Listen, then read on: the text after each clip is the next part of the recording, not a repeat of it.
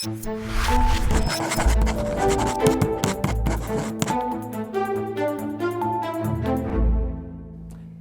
year on this day, my family has a routine, similar to many I'm sure out there, that includes gathering around to watch It's a Wonderful Life. The 1946 Frank Capra classic tells the story of a man, George Bailey, on the worst day of his life realizing that his lifetime of selflessness, community, and generosity changed countless lives and for the better. It's a movie that extols values, that money isn't everything, that family comes first, that greed can't buy happiness, and that the little guy can win. In short, for me at least, it's a reminder that goodness still matters. Well, who are you? I told you, George, I'm your guardian angel. What is it you want, Barry? You want the moon? Just say the word and I'll throw a lasso around it and pull it down. This is what I wished for. You see, George, you really had a wonderful life. Merry Christmas! Look, Daddy, teacher says every time a bell rings, an angel gets his wings. That's right. That's right. Last month, Pope Leo acknowledged it's one of his favorite movies, and you don't have to struggle to see why.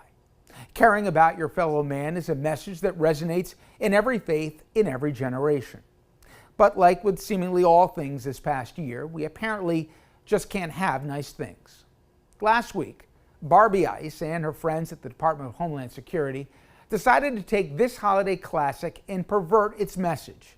They posted 2 videos celebrating its mass deportation campaign, first under the heading, "It's a Wonderful Flight," and then butchering 2 Christmas staples to deliver a message that couldn't be more out of touch with a message of Christmas.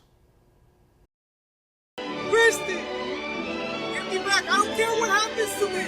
Give me back to my wife and kids. Please. I want to live again. I want to live again. Yeah, please. This is what I found for Get Me Home to My Family. You can self-deport with the CBP Home app and earn yourself $1,000 and a free flight home to your family for the holidays.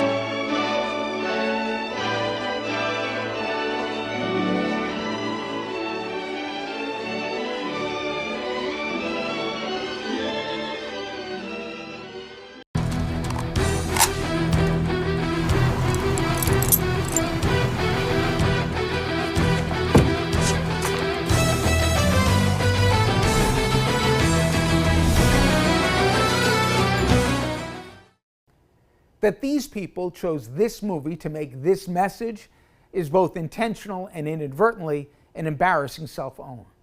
Intentional because Team Trump has openly pined of a time where America was a simpler, whiter place. But if these cretins bothered to actually watch the movie and understand its message, they'd realize that the heroes of Bedford Falls would detest their marketing campaign. Immigrant dreams, they're at the heart of the film. The characters that the old savings and loan helped put into homes, they came to America trying to make a better life for them and their families, and it's these people who rushed to George Bailey in his hour of greatest need to repay the generosity that he had shown all of them. The director of the movie, Frank Capra, it should be noted, was an immigrant himself. In his autobiography, he noted that his, quote, dirty, hollowed-out immigrant family left Sicily for Los Angeles in the 1900s. Now, he tried to capture the sentiment of his family in the film's character of Giuseppe Martini, an Italian immigrant who would end up running a bar. We see Martini through the film struggle at first, but with the help of Bailey, move from the slums to a tract home and eventually own his own business. When the town rallies at the end of the movie to raise funds to save Bailey, it's Martini who brings that night's profits to help bail out his friend. The villain in the movie is, of course, Mr. Potter, a wealthy, nasty slumlord who, like someone else we know, slaps his name on every building that he can get his hands on. Potter ridiculed George Bailey for helping the less fortunate and in the process put himself in the position of, quote, being trapped into frittering his life away playing nursemaid to a lot of garlic eaters, end quote. Think of that language and tell me it doesn't sound awfully familiar to the ugly bigotry that passes as leadership in this administration. Anyway, beyond the admirable characteristics of George Bailey, we the viewers, we always cheer when he stands up to Potter and tells him what others wouldn't, that for all his riches, he was a miserable man, poor in what really mattered. If only life imitated art, those closest to Trump would say to his face what they say behind his back. That all the lying and cheating confirmed his character deficit. That the attacks on decency and democracy will be his enduring legacy. I know.